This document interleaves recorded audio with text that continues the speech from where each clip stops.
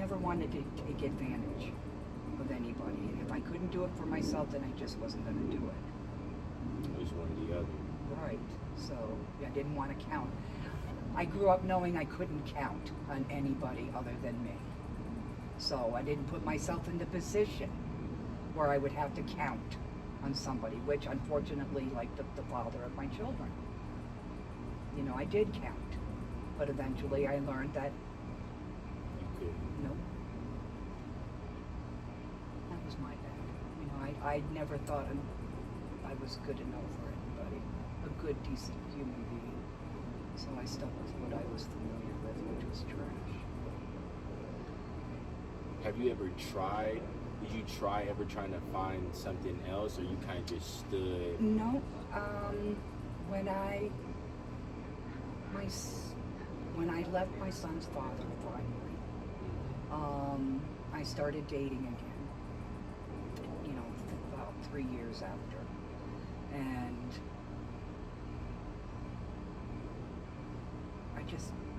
I knew I needed to be. I knew I was the one who needed to change. Right. So, but still, any decent person who came along, I thought I was not good enough. You know, that I needed drama in my life. Not that I liked it or enjoyed it, I just for some reason felt the need for it. Because as soon as things were just fine, you know, things are going along really great, and I have to do something to destroy it. Self-destructive. Very self-destructive. I didn't get out of that until much later in life. Stupid. So what made you change your mind? Like you said, further on in life is when you had to realize that. So what changed your mind, or made things like kind of understand, like, okay, like, if I wanted change, I knew I had to be the one to do the change. You know, I knew that I had to get. If I didn't want to be with a drinker, why am I going to date somebody who drinks? yeah, it didn't make Yeah, Yeah. right. So, you know, my ex-husband, well, my husband now, when we first got together, you know, I had no interest, and told him straight up, you know, nope, I'm fine. I don't want to date any, you know, more. I just gonna date me. Yeah, the So, but then he was just, you know, called all the time. We became friends, and then we finally met. But he knew how I felt about drinking. And come to find out, he was a drinker, but he was trying to not be. So, well, that's our problem now. Is he's decided he wants to be a drinker again. again. Yeah. So there's a moment where he stops, Stops, and then he'll start again, and then he'll stop, and I just seem to not do well when I'm in a relationship with a man. I seem to do much better when I'm on my own. You feel like you're a lot more happier when you're alone? Yes. Yes, I don't have to deal with somebody else's misery. Misery, yeah, or just like any conflict that they have. Right, right. You know, I'm in a good mood today, and you're going to come home in a foul mood and then try to make me be in a foul mood as well. That's not right. Yeah. It's not fair. It's not fair. Yeah.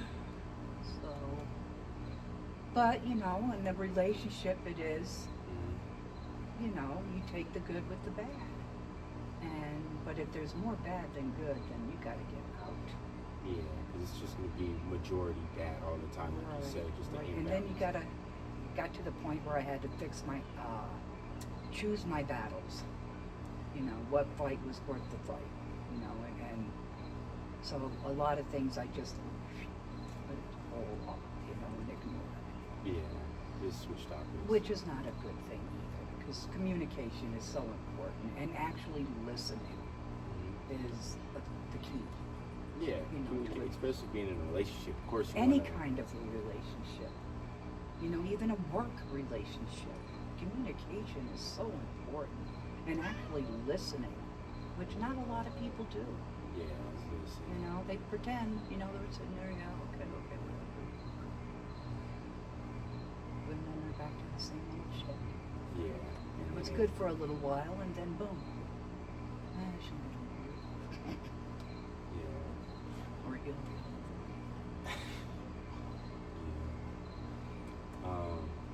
Were there any special moments you had to be especially brave or strong?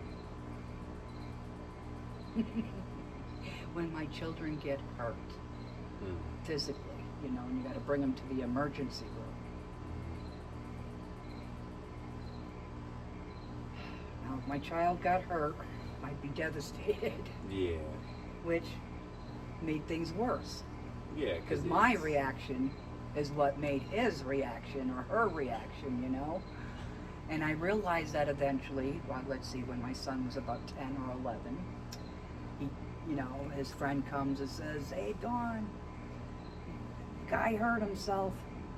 I said, "Oh, okay." So I go outside. "All right, what did you do?" And he shows me his arm, and he's got a nice big gash in his arm. He's riding his dirt bike, and he fell. And I guess, I said, "Dawn, don't panic." But I guess the look on my face, it showed he it all. goes, "Oh my God, what did I do to myself?" He says. I said, "Don't panic, it's okay, it's okay. I gotta go leave a note for your dad that we're at the emergency room." Yeah. So, but yes, overreacting is not a good thing. Yeah. Because your reaction is what causes them. Yeah. Like if your child falls and they're actually okay, but then you go, "Oh, honey, are you all right?" Oh, yeah, it's just gonna make it yeah, the kid's gonna start crying, of course. Yeah, because they're gonna think it's much worse than what it really Right. is. Yeah. Yeah. Crazy. What was your parenting style like compared to how you were raised? Okay, my parenting style. I knew I was not going to beat my children. I wasn't going to make them kneel. I wasn't going to make them eat everything on their plate, whether they wanted it or not. That's, you learn eventually. I took psychology. That's how obesity happens. Right, because you're forced to eat. You're forced, right. So then you're in that mindset. You got to finish everything on your plate. Because in the back of mind, you think that there's a consequence. Right. So I never wanted that with my kids, even though they're both very overweight. But my son, I think it's steroids. That's what did it to him. Yeah. All right. What was the question? It was. Let me see. It was, what was your parenting style like compared to how you were raised? Yeah. I did believe there needed to be consequences behind your actions. That I knew. Because if you didn't, you're just gonna think things are fine. Now, when my daughter got caught shoplifting, now I remember my attitude at that age. Right. What are you gonna do? Put me in a home? I'm already in a home. Right. All right, just a slap on the wrist. Big deal. What's that gonna do? You need to know that there are consequences behind your actions, your negative actions. Right. And I told them, you take her and you put her in jail. She was 11 or 12 at the time. The cop is like, what? I said, that's what's wrong with you people. You let these kids get away with shit, and then they're going to grow up and be criminals. My kid is not going to be a freaking criminal. You put her in jail. Yeah. You gotta set the boundary early, or else they're gonna keep doing it. That's exactly. The thing about I look at me. I'm the role model there. What not to do with your kid. So, oh my gosh. Yeah, I was tough. But I was easy. I wanted them to do things that I wasn't like. School activities. I never did any school activities. I never went to my prom or any school dances or anything like that. And my daughter, she would purposely get into trouble so she wouldn't have to go to these school dances. And I would make her go because I didn't go. Yeah, because you don't want to miss out on that experience. Right, I want you to experience these things. I'm, listening to other people, I think you need to experience this. So, but no. Do not have your life don't expect your children to live your life. Don't like live through your children. Don't let your children live through. Yeah, don't live through your children. Right. Exactly. Right. You know, let them be individuals. Let them be who they're gonna be. Mm-hmm. I mean, unless they're going down the wrong road. Then you're gonna. that's it. And then I'm gonna take you to those kind of people. Yeah. This is what the adults look like Mm-hmm. that are in the same frame of mind you're in right now, and this is what they grow up to be. Is this the kind of life you want? Right. Living on the street, you know? No. Dealing with the real world. Right. And that was one thing my stepfather said to me. One of the things. You know, these are things you're going to need to know when you're out on your own. You need to know how to cook, you need to know how to sew, and yada yada, and clean, whatever. That made sense to me. So I did apply that with my kids. Right, later on you kind of started to understand, like, okay, these are some These, things. you have to have chores, because these are things you're going to have to do when you're out on your own. Mhm. You're going to have to keep your own home clean. Yeah. You keep your body clean, your home clean, and money. You want, you know, an allowance, we'll give you an allowance, but you have to earn it. Mm-hmm. So, yes, and then you have to save it. If there's something you want, you need to save it until you have enough to be able to get it. Right, because in the real world, that's how That's it is. how it is. Like you said, Exactly. allowance, you would have to work for it. Like, for instance, a job, you would be working towards getting that money. So, Right, like right. you said, saving your money, that teaches saving techniques later on. Right, So, and I used to tell them, you know, because I was blessed in different lifestyles, experiencing different lifestyles. If you're going to be poor, then you're going to just continue to spend. You're going to get money in your pocket, and it's going to burn a hole in there, and you're going to keep spending it. Well, then you're going to be forever poor. Rich people put their money away.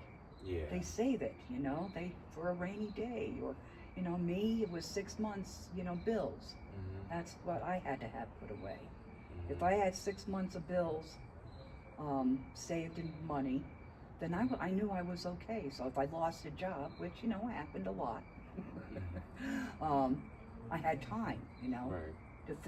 to find another job to fill in. But back then it was easy to get a job. And I think it might still be the same way. You just want to have to work. Mm-hmm.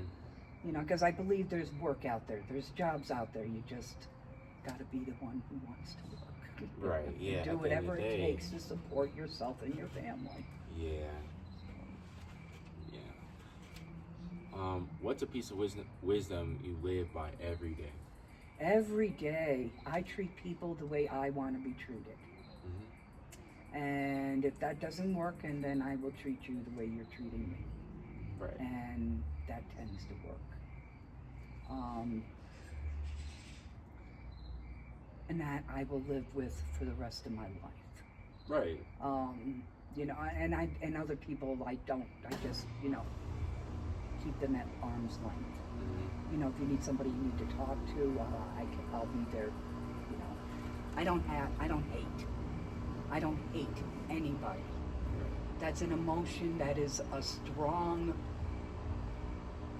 draining emotion, and that's something I'm not willing to hold on to. Yeah. So I don't hold on to my anger.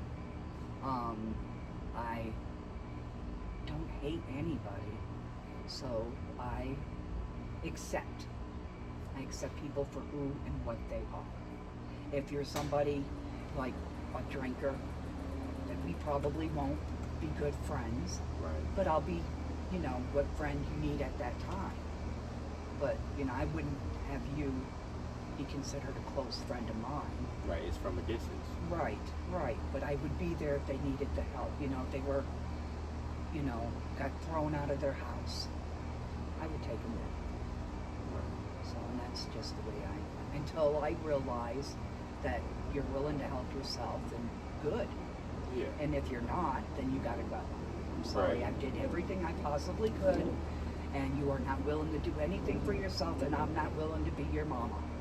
So, you know, if you're not willing to help yourself, then you gotta go. I can no longer help you. So, have goals. You Yeah. need those goals. You know, once you've accomplished that goal, you move on to another one. And battles. Yeah. If you're going to battle, take one battle at a time, because you're setting yourself up for failure. If there's multiple battles. Exactly, because you're going to not win them all. So just pick one at a time, conquer that one, and then move on to another. So you got to put what your priority is. Yeah. So, but yes, you know, treat people the way you want to be treated. If you want to be treated like dirt, then you're going to, you know, would have to you want act. to treat other people like dirt, then that's what you're going to get back from me. Yeah, yeah. So, Basically, which just- shocks people, like, oh my God.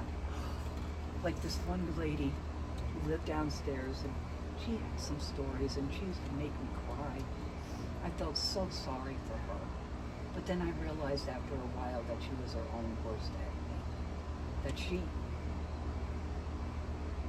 created her own problems. Right, she was the Things reason that why. she was, right,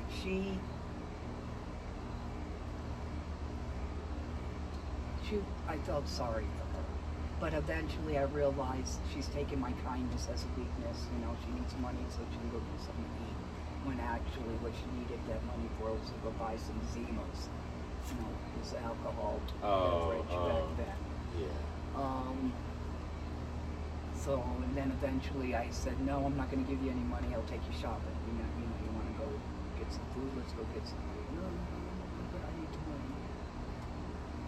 You're And just then- taking it for granted. That's what it sounds Exactly. And then eventually she started getting nasty. And then her favorite saying was, you fuck with the bull, you get the horns. Well, you don't know me. like. Yeah. And I may hide my horns, Yeah. but they're there. Yeah. And let's see, she kept turning our power off down into the basement because she was one of our neighbors downstairs. And then she was popping holes in the tires. Yeah. Wow. Sick. She was a sick young lady. And so one day I just had enough. And had her arrested. And I lied. But she needed to know, stop. You need to stop. And then she gets bailed out of jail. And the dude who bails her out of jail is the guy who bought the bar for my mom. It's a biker bar, Donnie Birch.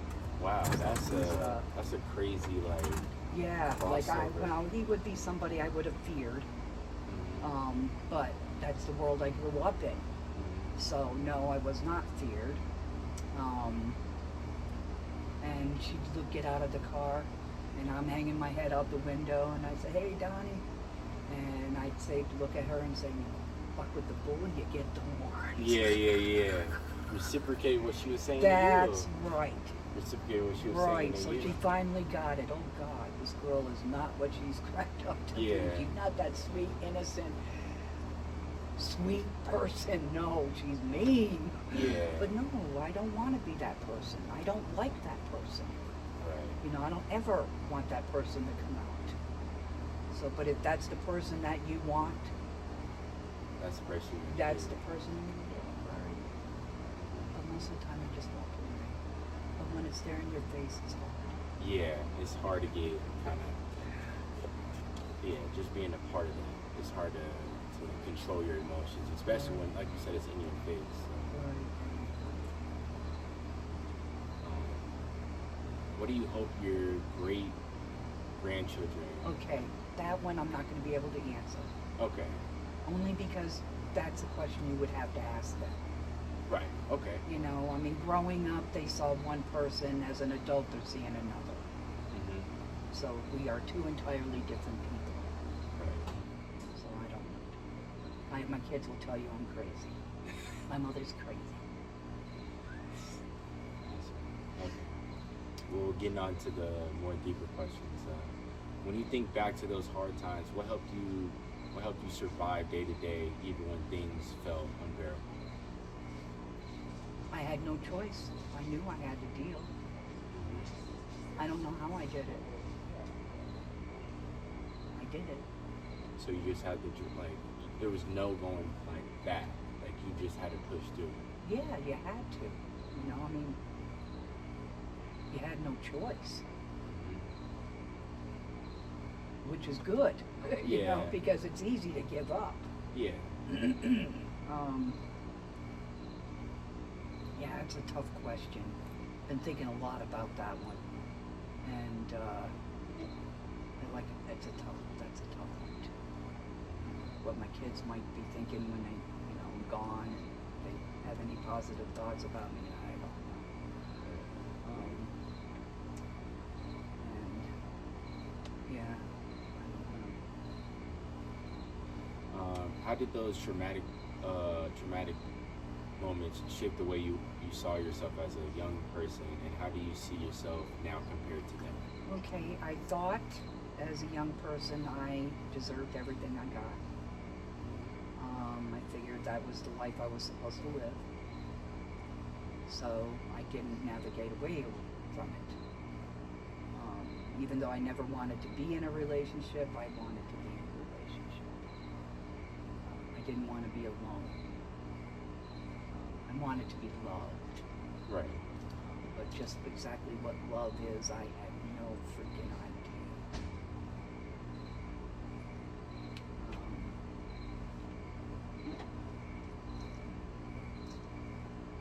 What was the question? Oh, sorry. How No, did those don't you be sorry. I'm the one who's sorry. how did those traumatic moments shape the way you saw yourself as a young person, and how did you Okay, I see? did not like me at all. I mean, I tried to figure out who I was. That one's a hard one too for me. I mean, now I can answer that question now, Yeah. but not back then. Okay. Yeah, I have no answers for myself. Just no self-confidence.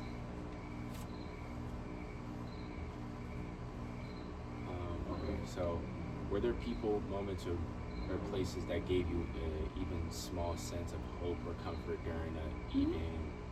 during or even those Yes. traumatic Yep, events? yep. You know, there was a teacher here and there that showed me that she cared. Or he, I don't remember any male teachers, but like an elementary school teacher, she always kept me under her wing. And that's when I used to cry at the end of the school year. Oh, because you didn't get to go to school the next day. Right. And I really liked that teacher. And then in junior high, Mrs. Mackey, she was my social studies teacher, and she would do the one-on-one with me, and I would excel when I had that. And I would bring home A's instead of F's. Right. And then eventually, I don't know why, I just wasn't true. I don't know what happened. That was Norton Hills. Where was I living? Yeah, I was at the Charter School for years. But yeah, I had some good positive role models in my life. So that's what made things a little easier. To know that I wasn't a loser, that I didn't have to be a drunk or a drug addict, you know, I could be whatever I wanted to be, but just what that person was, I didn't know. Right. I did not know who I wanted to be or what I wanted to be. But yeah, Mrs. Mackey, I don't remember my elementary school's teacher's name. Then there's Tony Norton, which was a female. She was a caseworker for child protective. And Beth Lewis. She was before Tony. So they were very good people. Oh, and then there was this other young girl. She had to be about 19 maybe. She volunteered down at the children's shelter. And she would take me and somebody else who'd take us to do activities outside. Oh, that's dope. Yes, yes. So there were good people in my life. To kind of And keep I you was, going. yes, I was very, very lucky. Which is good. And that I recognized them, though, you know? And still remember that. Right. Which is good. Right. Did your children teach you any lessons you didn't expect? They're better than I was, I'll tell you. No, it's a good thing I did. I grew up the way I grew up. Because I was more patient, more understanding.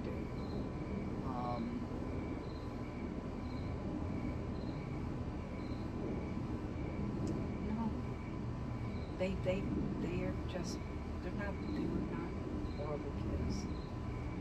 That was good.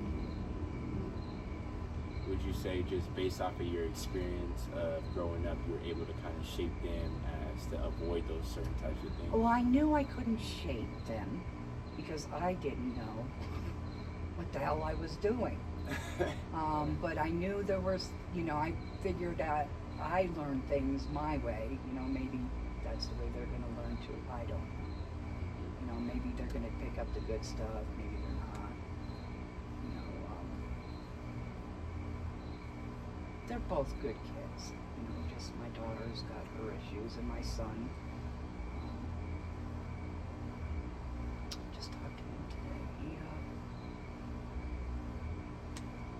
He's an adult. He's a dad, so he's going through his shit right now.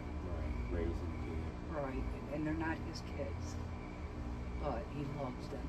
Yeah, which is what that matters. Right, Having that father figure in your right, life. right, and they have their own dad. But he's just struggling right now. He's got a stepdaughter that's a drug addict, and not good drugs. Found her dead, and he had to revive her. So she OD'd on what's that big drug that's out there now? Yes, thank you. Yeah.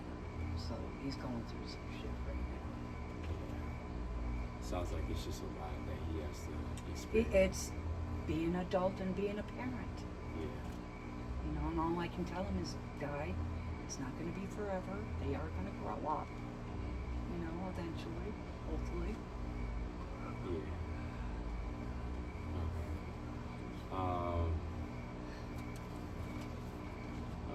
What's a favorite family story or memory that always makes you smile? I don't know what it is.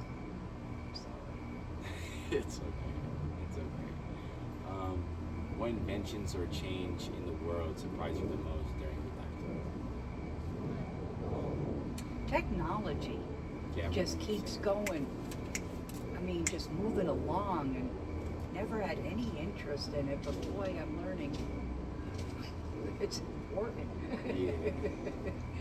Like computers, that's a big deal. I really had no interest in it, but I realize now I should have showed more interest in it. Oh, you gotta come and say hi.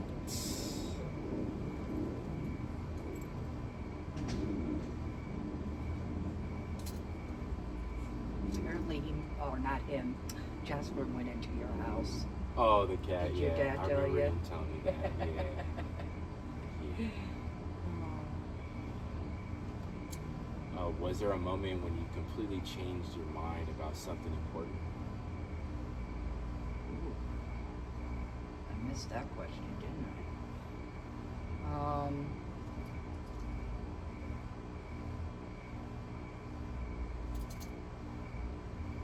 I'm sorry, I can't answer that one. Ask me that one again. Was there a moment when you completely changed your mind about something important?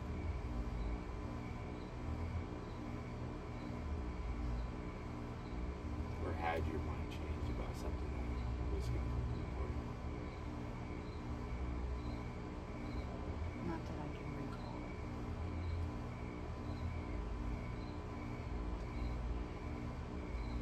No, I'm sorry, I have to think about that one. I'm sorry. No, it's okay.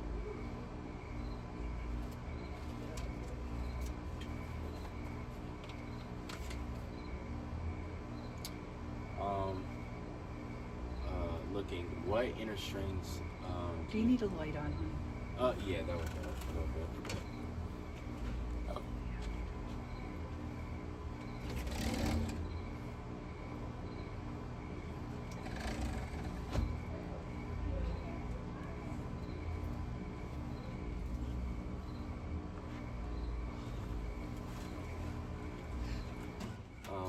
What inner strengths do you think you had, even if you didn't realize it at the time?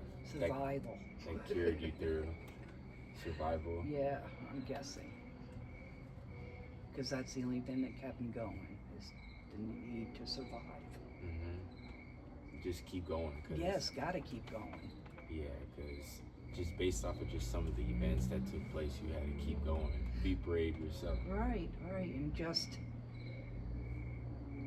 learn from it, take something positive from it. Yeah. Even if it meant, don't do that again. Yeah. Yeah. How did you eventually find ways to cope, heal, or rebuild yourself after someone? Well, you asked some really tough questions. Oh, oh no. I mean, they're good questions. Just they're hard for me to answer. Because I don't know. I think I just winged it day by day. Just whatever that day brought, I wake up, okay, it's a new day. What am I gonna have to deal with today? Right. So you kind of just went through it. Right, just day to day. Right, one day at a time. Yeah. There was nothing that really kind of would you say that there was anything you kind of fell on whenever stuff got hard, or it was strictly just you just went through it? I just went through it and did the best that I could. Right. With the circumstances. Sometimes I didn't succeed, and sometimes I did. So, you do ask some tough questions. Like, hold on to these questions. Okay. They're good. They're, different people. And you're going to get different responses from males and females. Oh, yeah, because it's different experiences. Exactly. How they took and it. I've learned that males are very different from females. And so, because I was asking my brother some of these questions. Oh, really? Yeah. He had different Yeah. outputs on the questions. Yeah. Is someone else who went through similar trauma were sitting in front of you right now, what words of encouragement or advice would you want to give them? Hang in there. If you want true change in your life, then you have to decide what that change is going to be, and you actually have to do it. And that's easier said than done. Right. But don't give up. It's easy to give up.